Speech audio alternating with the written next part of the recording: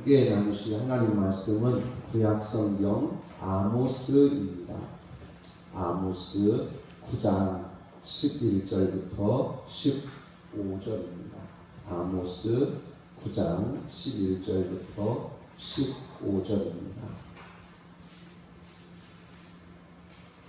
그날에 내가 다윗의 무너진 장막을 일으키고 그것들의 틈을 막으며 그 허물어진 것을 일으켜서 옛적과 같이 세우고 그들이 내 이름의 남남과 내 이름으로 일컫는 왕국을 기업으로 얻게 하리라. 이 일을 행하시는 여호와의 말씀이니라. 여호와의 말씀이니라. 보라, 날이 이를지라. 그때에 파종하는 자가 곡식 추수하는 자의 뒤를 이으며 포도를 밟는 자가 씨 뿌리는 자의 뒤를 이으며 산들은 단 포도주를 흘리며 작은 산들은 녹으리라. 내가 여호와께서 이스라엘이 사로잡힌 것을 보이리니 그들이 함께한 성읍을 건축하여 거주하며 포도원을 가꾸고 그 포도주를 마시며 바원을 만들고 그 열매를 먹으리라. 내가 그들을 그들의 땅에 심으리니 그들이 내가 준 땅에서 다시 뽑히지 아니하리라.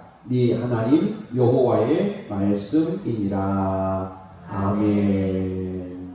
아모스입니다. 우리 성경 공부하기부터 같이 읽어가시겠습니다. 성경 공부하기 신구약 성경 목록 성경 시대 구분 사사들의 이름 유다 왕들의 이름 신구약 중간 세계사.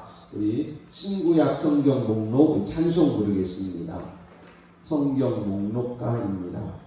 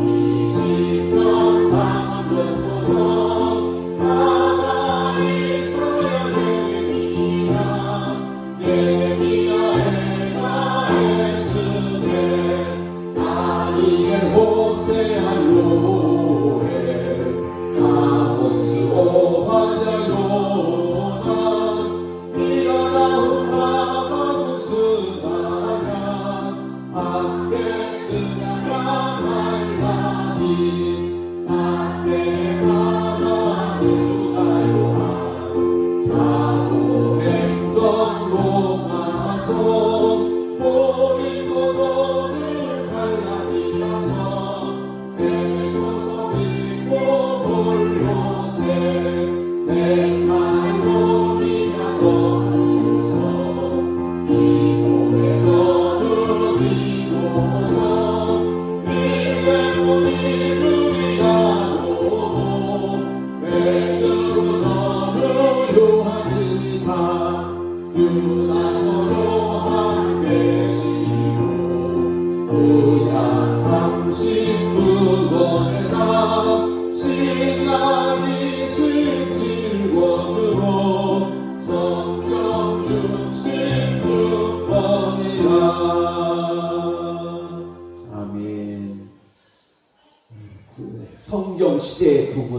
시대가 12시대로 나눠져 있습니다. 창조시대, 족장시대, 출애굽 광야시대, 정복시대, 사사시대, 통일왕국시대, 분열왕국시대, 포로시대, 포로 귀환시대, 중간시대, 복음시대, 교회시대, 창조시대, 창세기 1장에서 11장, 창조, 천지 창조에서 아브라함의 아버지 데라까지의 시대, 족장시대, 아브라함, 이삭, 야곱, 요셉의 시대, 창세기 12장에서 50장, 욥기, 사사시대, 온니엘부터 사무엘까지 약 340년, 사사들 12분, 온니엘, 에봇, 삼갈, 드보라, 기드온, 돌라, 야일, 입다, 입산, 엘론, 압돈, 삼손, 통일왕국의 왕들, 사울왕, 다윗왕, 솔로몬왕 돌아가시고 남북으로 분리되고 남쪽은 유다 344년, 북쪽은 이스라엘 208년을 지냅니다. 북이스라엘에는 19명의 왕들이 있었습니다. 요로보암, 나답, 바사, 엘라, 시므리, 오므리, 아합, 아하시야, 여호람, 예후, 여호아하스, 요아스, 여로보암 2세, 스가랴, 살룸, 므나헴, 브가히야, 베가, 호세야, 주전 722년 아수르에게 멸망했습니다. 저 빨간색으로 되어 있는 마지막 왕이 아합 왕입니다. 이 아모스 1장 2절에서 갈멜산 꼭대기가 마르리라 할 때에 그 열왕기상 19, 18장에서 엘리야 선지자가 갈멜산에서 기도하고 3년 6개월 만에 비가 내린 사건이 있습니다. 그때가 아합 왕의 시대입니다. 이따가 다시 한번 살펴보겠습니다. 남쪽 유다 왕들이 20명입니다. 르호보암, 아비암, 아사, 여호사밧, 여호람, 아하시야, 아달랴, 요아스, 아마샤, 우시야, 요담, 아하스, 히스기야, 므낫세, 아몬, 요시야, 여호아하스, 여호야kim, 시드기야, 주전 586년 바벨론에게 멸망했습니다. 저 우시야 왕, 우시야 또는 아사랴라고 하는데 이 우시야 왕 때에 오늘 우리가 읽는 아모스 선지자가 사역을 하셨고요. 우시야 왕이 돌아가시던 해부터 이사야 선지자가 사역을 했습니다. 이사야 선지자는 이렇게 기록되어 있어요. 우시야 왕이 죽던 해에 내가 성전에서 환상을 보니, 이렇게 이사야 선지자는 우시야 왕이 죽던 해였고 아모스 선지자는 우시야 왕 때에 이렇게 기록되어 있습니다. 우시야 왕 때에. 그러니까 아모스 선지자는 이사야 선지자보다 한 30-40년 정도 선배세요. 아모스 선지자가 이사야 선지자보다 거의 할아버지 세대라고 보시면 됩니다. 할아버지 세대. 그래서 할아버지 정도 되고 이사야 선지자는 손자 정도 된다. 이렇게 생각하시면 이해하시기가 쉽겠습니다.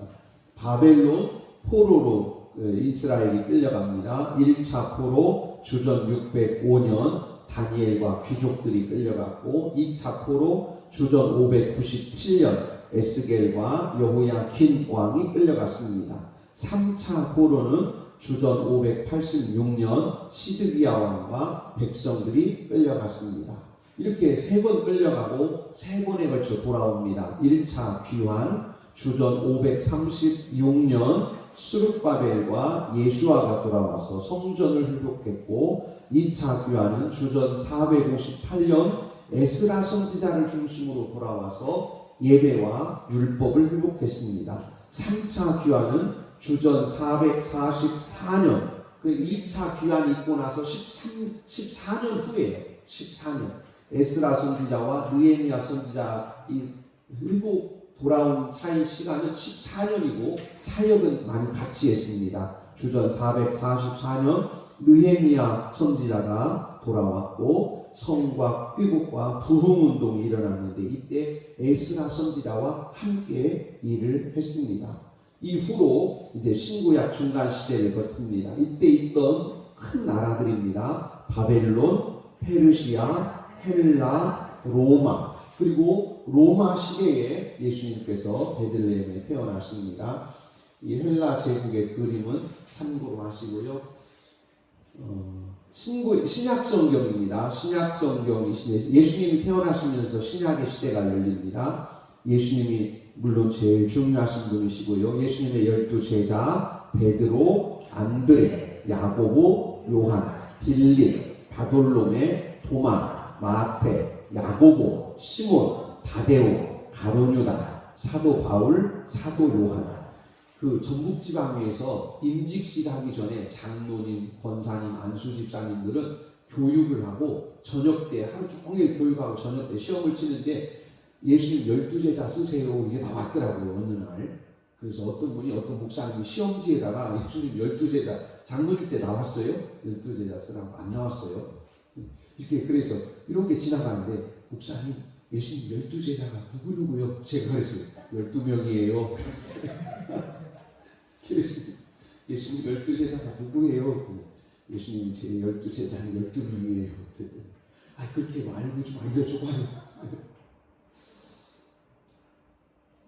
이분들이 우리에게 왜 중요하냐면 예수님께서 12제자 참 작은 수고 약한 사람들이고 심지어 예수님이 붙잡히던 시대 그 순간에 뿔뿔이 흩어졌던 사람들임에도 불구하고 주의 성령이 임하셔서 이들을 다시 주님 안으로 끌어모으시고 성령을 부으셔서 끝까지 복음 전하게 하셔서 이 작고 연약한 제자들 통해서 온 세계에 복음이 전해졌다는 것이 위대한 거예요.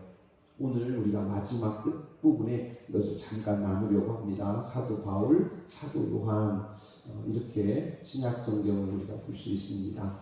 이제 아모스입니다. 아모스라는 의미는 짐진자, 이렇게 어깨에다가 짐을 짊어지고 가는 사람. 그 옛날 그런 시조 있잖아요.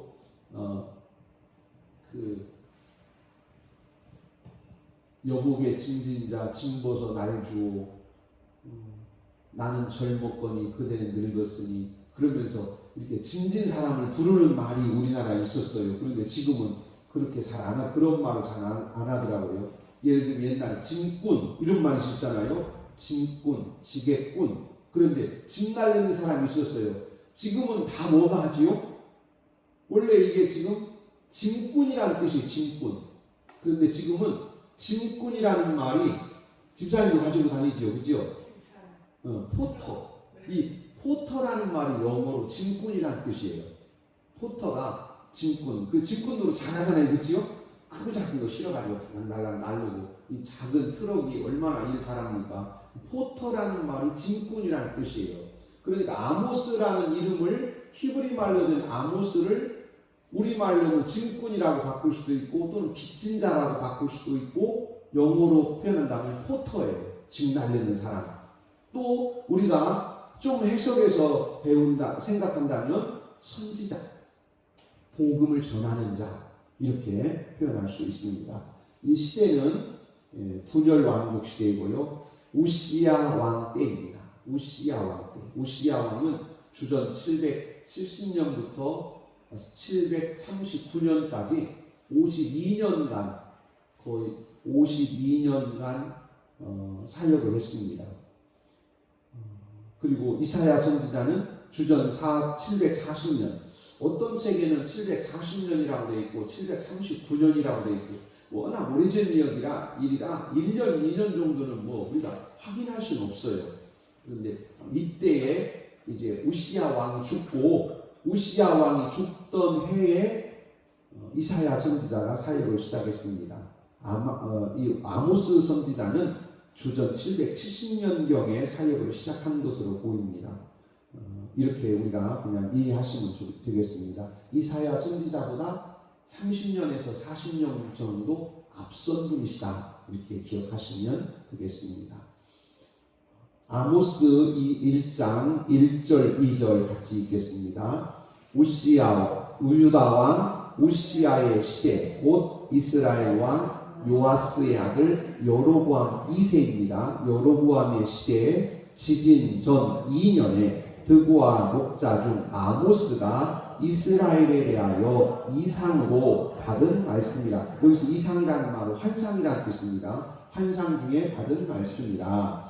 그가 이르되 여호와께서 시온에서부터 부르짖으며 예루살렘에서부터 소리를 내시니 목자의 초장이 마르고 갈멜산 꼭대기가 마르리로다. 아멘. 여호와께서 시온에서부터 부르짖으며 예루살렘에서부터 소리를 내시니, 부르짖는다, 소리 지르신다, 소리를 내신다 할 때 이 말은 야 아무개야 이리 와라, 밥 먹어, 야 이리 와, 떡 먹자, 이렇게 부르시는 말씀이 아니고 이놈들 걸리면 죽을 줄 알아, 다 죽는다. 오늘 나한테 이게 뭐냐면 하나님의 진노 음성이에요.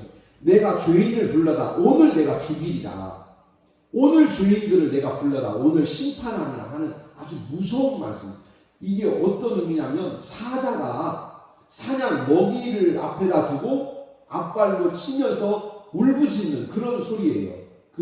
그런 소리가 시온에서부터 부르짖으며 예루살렘에 또 소리를 내시니 이런 의미이기 때문에 이 하나님의 진노의 음성입니다. 하나님의 소리 또는 하나님의 부르짖음은 심판을 앞에 두시고 진노하신 주님의 음성인 것을 기억하셔야 되고요. 그러므로 이 무서운 심판의 날에 무슨 일이 벌어지냐면 목자의 초장이 마르고 갈멜산 꼭대기가 마르리로다.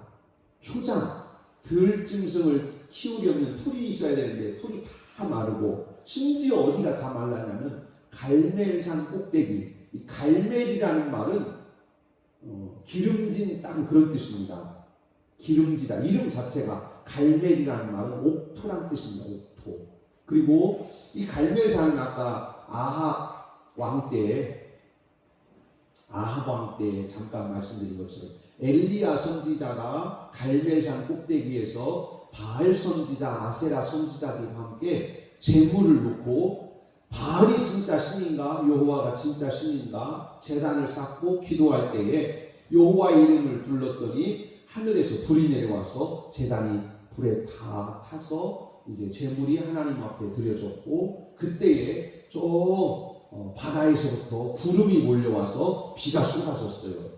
그래서 이 갈멜산 그러면 옥토일 뿐만 아니라 하나님의 비, 3년 6개월 동안 그쳤던 가뭄이 끝나고 하나님의 비가 쏟아졌던 곳, 바로 그런 의미가 있어요. 그런데 그곳조차도 다 말라버렸다는 거예요. 왜냐하면 하나님이 진노하셔서 이 땅이 다 메말랐다. 이제 저 뒤에 가면 9장에서는요, 9장 13절에서는 꼭대기가 녹으리로다, 초장이 녹으리로다 이렇게 되어 있어요. 이 말은 무슨 뜻이냐면 들판에 초장이 풀맛이 너무 좋으니까 들짐승들이 거기서 뛰어놀고 거기서 풀을 먹고 그래서 그 초장이 들판이 얼마나 기름진지 짐승들이 밟고 다니는 풀이 다 새까맣게 녹았다. 그래서 풀이 많고 물이 많은 아주 기름진 땅을 9장에서는 표현하고 있습니다. 그 표현은 여기 반대로 되어 있어요. 언제 이런 변화가 일어납니까? 너희가 회개하면 이렇게 변화될 것이다 하는 말씀이 바로 이 아모스서입니다. 같이 계속 읽어가시겠습니다. 아모스서의 특징입니다. 같이 읽습니다. 호세아서와 함께 북이스라엘을 향한 예언의 말씀입니다. 북이스라엘을 향한 말씀입니다. 그리고 아모스 선지자가 사역이 끝나고 불과 20-30년 후에 북쪽 이스라엘 멸망합니다. 거의 북쪽 이스라엘의 마지막 선지자라고 보셔도 돼요. 두 번째는 급박한 말씀입니다. 급박한 말씀. 이제 곧 망한다. 지금 정신 차려라. 아주 급박하게 주시는 말씀입니다. 같이 보시겠습니다. 주제입니다. 1번 많이 기다리셨다. 2번 속히 회개하라. 3번 빛을 주리라. 달인 줄이라는 건 아시죠? 사경이라고 했어요. 전에는 이렇게 추에다가 줄을 매가지고 그 벽돌을 쌓거나 뭐 건물을 질 때 실을 이렇게 띱니다. 이걸 달인줄이라고 하잖아요. 그래서 이렇게 보고 삐뚤어졌으면 여기 쳐, 이거 헐어, 이거 다시 쌓. 이렇게 삐뚤어진 걸 보는 게 다림줄입니다. 다림줄이 띄어졌다. 이스라엘 백성들이 우상 숭배하고 하나님의 거룩한 길에서 벗어났기 때문에 하나님이 줄을 띄우셨다. 딱 보는 순간에 헐어낸다. 삐뚤어진 담, 삐뚤어진 건물들은 헐어내신다. 그런 뜻이에요. 이스라엘 지금 헐어내시려고 하나님이 줄을 잡으셨다. 이런 뜻이에요. 지금 빨리 회개해라. 지금 즉시 회개해라. 그래야 산다 하는 말씀입니다. 1번입니다. 많이 기다리셨다. 아모스 1장 2절. 그가 이르되 여호와께서 시온에서부터 부르짖으시며 예루살렘에서부터 소리를 내시니 목자의 초장이 마르고 갈멜산 꼭대기가 마르리로다. 하나님이 진노하셔서 사자가 울부짖는 것처럼 지금 하나님이 지금 진노하셨다. 무섭게 진노하셨다. 잠언 20장입니다. 왕의 진노는 사자의 부르짖음 같으니 그를 진노하게 하는 것은 자기의 생명을 해하는 것입니다. 아멘. 사자를 화나게 해요? 우리 그런 말 있잖아요. 잠자는 사자의 코털을 건드린다. 가만히 있는 사자를 건드리고 어떻게 살겠어요? 하나님을 진노하시게 하고 누가 그 앞에 살겠습니까? 사자만 화가 나도 못 살고 싸나운 개만 건드려놔도 사람이 큰일 나요. 하물며 무서운 하나님의 진노를 산다면 어떻게 우리가 살겠습니까? 그러니 우리가 큰 죄를 진 것이다. 이런 의미예요. 이제 두 번째입니다. 속히 회개하라. 같이 읽습니다. 1장 3절. 다메섹의 여러 가지 죄로 말미암아 내가 그 벌을 돌이키지 아니하리라. 6절. 가사의 서너 가지 죄로 말미암아 내가 그 벌을 돌이키지 아니하리라. 9절. 두로의 서너 가지 죄로 말미암아 내가 그 벌을 돌이키지 아니하리라. 11절입니다. 에돔의 서너 가지 죄로 말미암아 내가 그 벌을 돌이키지 아니하리니. 13절. 암몬 자손의 서너 가지 죄로 말미암아 내가 그 벌을 돌이키지 아니하리니. 모압의 2장 1절입니다. 모압의 서너 가지 죄로 말미암아 내가 그 벌을 돌이키지 아니하리니. 2장 4절. 유다의 서너 가지 죄로 말미암아 내가 그 벌을 돌이키지 아니하리니. 아모스 선지자는 어디를 향한 선지자라고 말씀드렸어요? 북이스라엘. 그런데 지금까지 북이스라엘에 대해서는 한 말씀도 안 하세요. 그리고 저 위에서부터 시작해서 다메섹부터 시작해가지고 다메섹, 가사, 두로, 에돔, 암몬, 모압, 유다 그러면서 이스라엘만 두시고 이스라엘 둘러싼 여러 나라와 민족들에 대해서 하나님이 막 진노하시는 거예요. 하나님이 왜 이렇게 하셨을까? 아모스 선지자는 왜 이렇게 하나님의 말씀을 하실까? 참 하나님께서 선지자에게 지혜를 주신 거예요. 우리도 똑같아요. 수요일에 예배 오시는 분들은 제가 의도적으로 설교를 더 강하게 또는 더 깊게 할 수 있어요. 새벽에 오시는 분은 수요일보다 더 깊게 또는 더 또 어렵게 또 새벽에 말씀을 드릴 수도 있습니다. 왜냐하면 하나님의 말씀을 더 깊이 알면 알수록 더 많은 것들이 더 필요해요. 더 많은 것들이 가르쳐줘야 되고. 그러나 주일 낮에 한 번 오시는 분들, 일주일에 한 번 예배드리러 오는 분들에게는 제가 어려운 설교 못해요. 일주일 내내 성경도 안 읽고 일주일 내내 예배 한 번 제대로 드리지 않고 일주일 내내 그냥 살다가 한 번 와서 예배드리는 분에게 성경 어려운 이야기 할 수 없어요. 지금 아모스 선지자의 이야기도 우리가 이해를 이렇게 하시면 됩니다. 장은진 집사님, 내가 집사님한테 야단을 치려고 해요. 그러면 내가 집사님 딱 만나자마자 잘 만났어. 이리 와봐. 이렇게 하면요 딱 듣는 순간에 뭔 일이지 또. 그래가지고 잠깐만요 목사님 나 바쁘니까 다음에 하시죠. 다음에. 가버리면 못해. 그러면 어떻게 하면 돼요? 집사님 이런 거. 내가 말이야 그럼 다른 이야기 해요. 다른 이야기. 다른 사람 이야기. 다른 집사님 이야기하고 다른 권사님 이야기하고 애들 이야기하고 그러다가 한참 이런저런 얘기하다가 그러면서 그럼 집사님 뭐 잘했어? 이렇게 이제 들어가는 거예요. 지금 아모스 선지자가 딱 그거예요. 지금 뭐 때문에 그래요? 선지자가 지금 이렇게 하고 있다는 말은 지금까지 여러 선지자들이 이스라엘에 하나님의 말씀을 전했어도 안 들었다는 거예요. 계속해서 도망치고 귀를 막고 피하고 이렇게 하나님 말씀에 대해서 마음을 열지 않기 때문에 아모스 선지자가 이스라엘 백성들의 귀를 열기 위해서 다른 사람들 이야기를 한 거예요. 다메섹 이야기를 하고 두로 이야기를 하고 시돈을 말하고 에돔을 말하고 모압을 말하고 암몬을 말하고 그러다가 유다 이야기를 합니다. 2장 4절 말씀. 유다도 말이죠. 유다도 죄 많아요. 그럼 그렇지 유다라고 죄 없겠어? 그럼 유다도 죄 많지요. 그러면서 이제 진짜 이스라엘 이야기를 하시는 겁니다. 자, 같이 한번 읽겠습니다. 이스라엘의 6절입니다. 2장 6절부터입니다.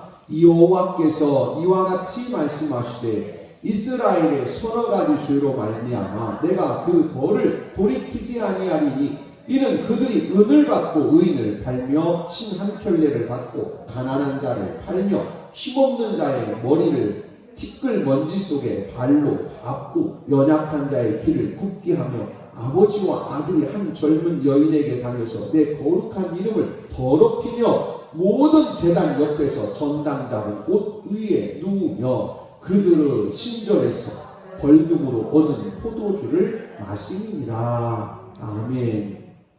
이스라엘의 죄를 지금부터 하나님은 무섭게 책망하시는 거예요. 9장까지 8장까지 무섭게 책망하십니다. 그러면서 너희가 이렇게 흉악한 죄를 지었는데 내가 어찌 너희를 계속해서 참고 있겠느냐.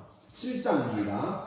7장 같이 읽으십니다. 7, 8, 9절. 또 내게 보이신 것이 이러하니라. 다림줄을 가지고 쌓은 담 곁에 주께서 손에 다림줄을 잡고 서셨으니 이제 섰다는 거예요. 이제 섰어요. 손을 내밀어서 벽에다가 딱 대기만 하면 헐어버리는 거예요. 여호와께서 내게 이르시되 아모스야 네가 무엇을 보느냐. 내가 대답하되 다림줄이니이다. 주께서 이르시되 내가 다림줄을 내 백성 이스라엘 가운데 두고 다시는 용서하지 아니하리니 이삭의 산당들이 황폐되며 이스라엘의 성소들이 파괴될 것이다. 내가 일어나 칼로 여로보암의 집을 치리라 하시니라. 아멘.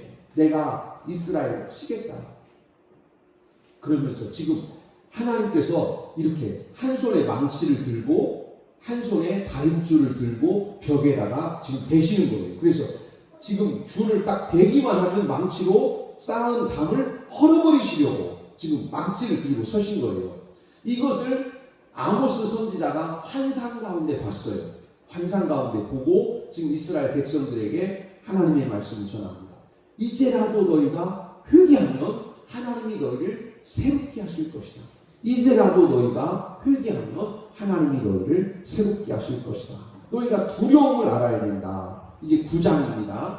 9장 1절입니다. 같이 읽습니다. 내가 보니 주께서 제단 곁에 서서 이르시되 내가 기둥머리를 쳐서 문지방이 움직이게 하며 그것으로 부서져서 무리의 머리에 떨어지게 하라. 내가 그 남은 자를 칼로 죽이리니 그 중에 한 사람도 도망하지 못하며 그 중에 한 사람도 피하지 못하리라. 아멘. 지금 하나님께서 벽만 하는 게 아니고 문도 다 헐어내시겠다는 거예요.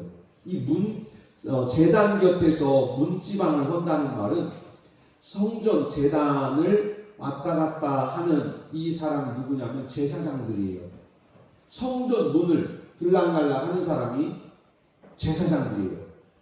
문 기둥을 쳐서 문이 이렇게 우리가 문이 있지 않습니까? 이렇게 문이 이렇게 왁구가 있는데 참 일본말이 왁구가 일본말인데 이게 문 틀이 있는데 어디를 치냐면 하나님 망치로 문 위 돌이지요? 돌이라고 그런가요? 위에 밑에는 문지방이라고 하고 위에는 뭐라고 해요?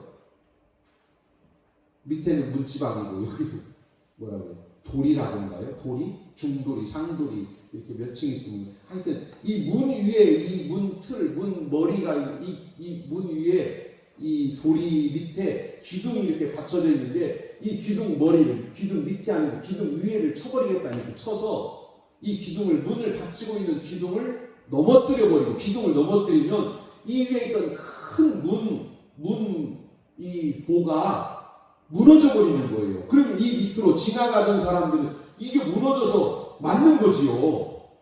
지금 제사장들을 이렇게 쳐치시겠다는 거예요. 하나님께서. 하나님 앞에 예배한다고 하고 하나님 앞에 믿음을 지킨다고 하고 백성들에게 하나님 말씀을 전한다고 하는 제사장들, 이것들을 가만 안 둔다. 그러면서 문 기둥에 머리를 쳐서 문지방이 움직이게 하고 그 문 위에 있는 큰 가름장이 위에서 툭 떨어져 가지고 그 밑에 있는 사람들을 다 치게 만들 것이다. 그래서 그 밑에서 일하는 자를 하나도 남기지 않고 내가 다 죽일 것이다. 만약에 이것이 위에서 떨어져서 맞아서 죽지 않고 도망다닌다면 내가 칼을 보내서라도 죽일 것이다. 하나님이 얼마나 지금 화가 나셨는가, 하나님은 얼마나 진노하시는가. 특히 하나님의 말씀을 전한다고 하는 제사장들, 또 하나님의 말씀을 전하는 지도자들에게 지금 더 무섭게 하신 말씀이 바로 이 9장 말씀입니다.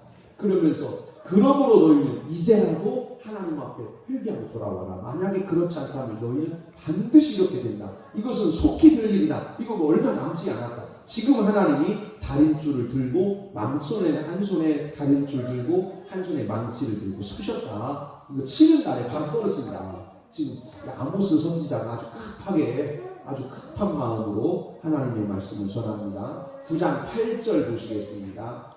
9장 8절입니다. 보라, 주 여호와의 눈이 범죄한 나라를 주목하노니 내가 그것을 지면에서 멸하리라. 그러나 야곱의 집은 온전히 멸하지는 아니하리라. 여호와의 말씀이니라. 그날에 내가 다윗의 무너진 장막을 일으키고 그것들의 틈을 막으며 그 허물어진 것을 일으켜서 옛적과 같이 세우고 그들이 에돔의 남은 자와 내 이름으로 일컫는 만국을 기업으로 얻게 하리라. 이 일을 행하시는 여호와의 말씀이니라. 아멘. 지금 누가 필요하냐? 그러면 약복강가에서 밤을 세워서 하나님 앞에 살려달라고. 하나님 나 좀 살려주세요. 형이 칼을 가지고 온답니다. 하나님 나 좀 살려주세요. 형이 군사들을 이끌고 온답니다. 하나님 나 좀 살려주세요. 나 좀 지켜주세요. 그러면서 밤새도록 하나님 앞에 몸부림치면서 기도했던 그 야곱의 기도가 지금 필요한 때다. 너희들이 지금 하나님 앞에 엎드려서 밤을 세워서 하나님 앞에 살려달라고 빌어라. 무릎 꿇어라. 바로 그 말씀이 앞에 있는 우리가 읽는 8절입니다. 그렇지 않으면 다 망할 것이다. 야곱의 집은 살 것이다. 즉 그 야곱은 이스라엘이지요. 그 너희 조상 야곱처럼 하는 자만 살 것이다. 그러니까 지금 얼마나 급박한 일인가를 지금 말씀하고 계시는 것입니다. 야곱처럼 되어라. 만약에 그렇게 한다면, 너희가 야곱처럼 엎드린다면 13절입니다. 13절, 여기가 제일 중요한 부분이에요. 회복에 대한 말씀입니다. 여호와의 말씀이니라. 보라, 날이 이를지라. 그때에 파종하는 자가 곡식 추수하는 자의 뒤를 이으며 포도를 밟는 자가 씨 뿌리는 자의 뒤를 이으며 산들은 단 포도주를 흘리며 작은 산들은 녹으리라. 아멘. 다시 한번요. 여호와의 말씀이니라. 보라, 날이 이를지라. 그때에 파종하는 자가 곡식 추수하는 자의 뒤를 이으며 포도를 밟는 자가 씨 뿌리는 자의 뒤를 이으며 산은 단 포도주를 흘리며 작은 산들은 녹으리라. 아멘. 날이 이를지라. 어떤 날이냐면 하나님께서 용서하시고 축복하시는 날. 너희가 야곱처럼 약복강에서 엎드려서 하나님 앞에 목숨 걸고 무릎 꿇었던 야곱처럼 너희가 산다면 너희의 날은 변화될 것이다. 멸망의 날에서 생명의 날로, 축복의 날로. 어떻게 되냐면 그 날은 파종하는 자가 추수하는 자의 뒤를 이으며, 예를 들면 신재길 권사님, 권사님이 만약에 배농사를 지었는데 배농사가 생전 난생 처음에 이렇게 잘 됐어요. 얼마나 잘 됐냐면요, 날마다 수십 상자씩 트럭에다 실어놔요. 날마다 시장에다가 수십 상자씩 팔아요. 팔아도 끝이 안 나. 언제까지 끝이 안 나냐면 백꽃 필 때까지. 이 백꽃 필 때까지 그 열매를 딴 것을 팔아내는데 백꽃 필 때까지 해야 돼. 그리고 백꽃 피고 나서 이제 끝났네. 그랬더니 벌써 백꽃 피었네 또. 그리고 이제 백꽃 또 다듬어야 돼. 또 일했어요. 열심히 일해요. 일하고 나서 또 열매를 거두었더니 얼마나 또 열매가 많은지 그 결실을 갖다가 파는데 또 백꽃 필 때까지 또 팔아야 돼요. 그런 의미예요. 이게 지금 어떤 곡식 하나가 그 다음 곡식을 이을 때까지 풍성하게 풍작이 계속해서 이어진다. 곡식의 뒤를 이어서 풍년 계속해서 이렇게 하나님께서 너희에게 풍요로움을 주실 것이다. 풍성함을 주실 것이다. 너희의 목마름, 너희의 배고픔을 하나님이 씻어주시고 너희가 감히 상상할 수도 없었던 풍성한 복을 하나님이 내려주신다. 또 포도를 밟는 자가 씨 뿌리는 자의 뒤를 이으며, 이것도 마찬가지입니다. 포도 밟는다는 말은 포도 추수를 말해요. 포도 추수하는 사람이 언제까지 하냐면, 예를 들어 우리가 여름에 포도 추수하잖아요. 그런데 여름에 포도를 따가지고 언제까지 합니까? 우리나라식으로 해석한다면 그 다음에 씨 뿌릴 때까지, 무 심을 때까지 포도 팔러 다녀야 돼요. 한겨울 내내 포도 팔러 다녀야 돼요. 하루에 수십 트럭씩 포도를 팔고 아이고 포도 다 팔았네. 그랬더니 이게 눈 떠봤더니 무 심을 때 됐네. 이렇게 된 거예요. 그러니 지금 이 오늘 9장 13절 말씀을 우리가 이해한다면 하나님이 얼마나 큰 복을 주시겠다고 약속하셨는가. 너희는 상상도 못할 복을 하나님이 지금 예비하셨다. 그러니 너희가 오늘 밤에 야곱이 야복강가에서 밤을 새워 하나님 앞에 무릎 꿇고 살려달라고 기도했던 것처럼 너희도 하나님께 은혜를 구해라. 그러면 지난날 하나님이 사자처럼 달려들어서 너희를 찢을 것처럼 무섭게 진노하시던 그 하나님께서 마음을 돌이키시고 은혜를 주시고 생명을 주시고 풍성하게 하시리라. 할렐루야. 그 다음 끝절에, 맨 끝절에 보시면요, 그 앞에 13절 끝부분에 산들은 단 포도주를 흘리며 작은 산들은 녹으리라. 저 산들이 산들은 단 포도주를 흘리며라고 할 때 저기는 포도원을 말합니다. 산의 언덕에 포도원이 있는데 그 포도원에 포도가 얼마나 잘 익었는지 그 포도즙이 들판에 흘러내리는 것처럼 이게 표현하셨고요. 작은 산들은 녹으리라. 이 말씀이 1장 2절 말씀에 목자들의 초장이 마르고 갈멜산 꼭대기가 마르리로다. 1장 2절 말씀에 이렇게 표현되어 있는데 그 말씀이 지금 완전히 변화되고 뒤집어진 거예요. 짐승들이 산에 얼마나 많은지 산이 다 이겨져요. 그렇게 짐승들이 산에 많이 살 수 있다는 것은 산에 기름진 초장이 만들어졌다는 거예요. 메마른 산이, 들짐승 하나 살을 수 없었던 그 메마른 산이 얼마나 옥토가 되어서 풀이 좋은지 짐승들이 그 산에 꽉 차서 사람들이 보기에 소가 저렇게 산에 많으면 산이 가라앉겠어. 양떼들이 저 산에 돌아다니고 산 가라앉겠어. 산이 녹아내리겠어. 산이 들짐승들의 발로 밟혀서 산이 가라앉을 것 같아요. 그만큼 하나님이 들판에 풍요로움을 주시겠다는 거예요. 곡식이면 곡식, 과일이면 과일, 짐승이면 짐승. 누구에게? 야곱처럼 하나님 앞에 회개하는 자에게. 하나님은 우리 아버지세요. 하나님은 이런 분이세요. 하나님은 우리에게 이런 약속을 하셨습니다. 이 약속을 믿으시기를 주의 이름으로 축복합니다. 14절 15절입니다. 내가 내 백성 이스라엘이 사로잡힌 것을 돌이키리니 그들이 황폐한 성읍을 거주하며 포도원들을 가꾸고 그 포도주를 마시며 과원들을 만들고 그 열매를 먹으리라. 내가 그들의 땅에 심으리니 그들이 내가 준 땅에서 다시 뽑히지 아니하리라. 네 하나님 여호와의 말씀이니라. 아멘. 야, 아모스 선지자가 멸망하는 백성들, 죽음이 눈앞에 있는 백성들에게 이제 야곱처럼 우리가 밤을 새워 하나님 앞에 무릎을 꿇으면 하나님이 우리 인생 바꿔주십니다. 우리 인생 바꿔주십니다. 하나님은 우리에게 복 주시려고 얘기하신 하나님이신 줄로 믿습니다. 이제 같이 읽겠습니다. 아모스서의 주제입니다. 주제는 제가 빼먹었네요. 많이 기다리셨다. 2번은 속히 회개하라. 3번은 빛을 준다. 이 말씀이에요. 아벨부터 세례 요한까지. 제가 지금 오늘 세례 요한이 오늘 저녁에 오신 분들에게 꼭 드리고 싶은 말씀이, 아모스서에서 꼭 드리고 싶은 말씀이, 지금까지 한 것은 성경 내용이에요. 성경 내용인데 아모스라는 선지자를 여러분 마음에 심으시기를 바랍니다. 아모스를 통해서 주신 말씀도 심으시고 아모스 선지자라는 그 선지자의 마음도 심으시기를 바랍니다. 선지자는 아벨부터 시작합니다. 아담의 아들 아벨. 히브리서 11장입니다. 1절 믿음은 바라는 것들의 실상이요 보이지 않는 것들의 증거이니 선진들이 이로써 증거를 얻었느니라.